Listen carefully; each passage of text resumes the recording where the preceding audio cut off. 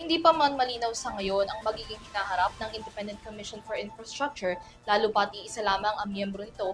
Umaasa ang komisyon na sa pamamagitan ng isinumiteng accomplishment report, magiging batayan ito ni Pangulong Ferdinand Marcos Jr. patungkol sa magiging kapalaran ng ICI. Ang nasabing report kasalukuyan ang nasa Office of the Executive Secretary, ngunit kinakailangan pang aralin, sabi ng Malacanang. Narito ang kabuuan ng balita.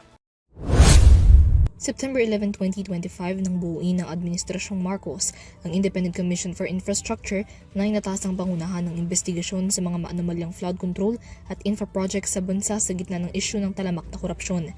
At itong February 6, isinumite na ng ICI sa opisina ni Pangulong Ferdinand Marcos Jr.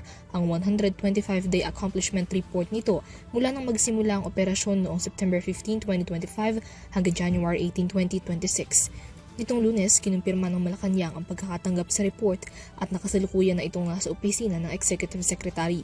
Kasalukuyan na rin daw pinag-aaralan ng OP ang nilalaman ng accomplishment report. Hindi man nilabas ng ICI ang buong kopya ng higit 1,000 pahinang report. Ibinahagi naman ng komisyon ang ilang nilalaman ng nasabing ulat. Sa loob ng halos 4 na buwan na operasyon, 32 hearing ang nagawa ng ICI kung saan 36 na witnesses at resource persons ang humarap sa komisyon. Sa bilang na ito, 5 ang agency heads, 7 ang mga senador at 13 ang miyembro ng House of Representatives.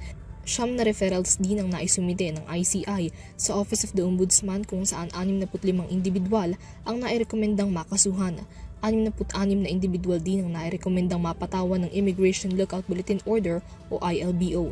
Bilang parte ng investigasyon, 16 na site din ang na-inspeksyon ng komisyon. Samantala, mayroon namang higit 6,000 bank accounts ang na-freeze at napatawan ng freeze orders sa bisa na rekomendasyon ng ICI. 24.7 billion pesos na assets ang nabawi, kabilang na ang mga sasakyan, insurance policies, real properties, e-wallet accounts, air assets at iba pa.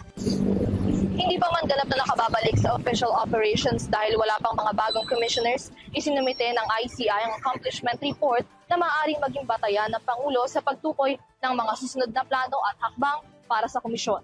Para sa EuroTV News, Mia Layagin, sumasaludo sa bawat Pilipino.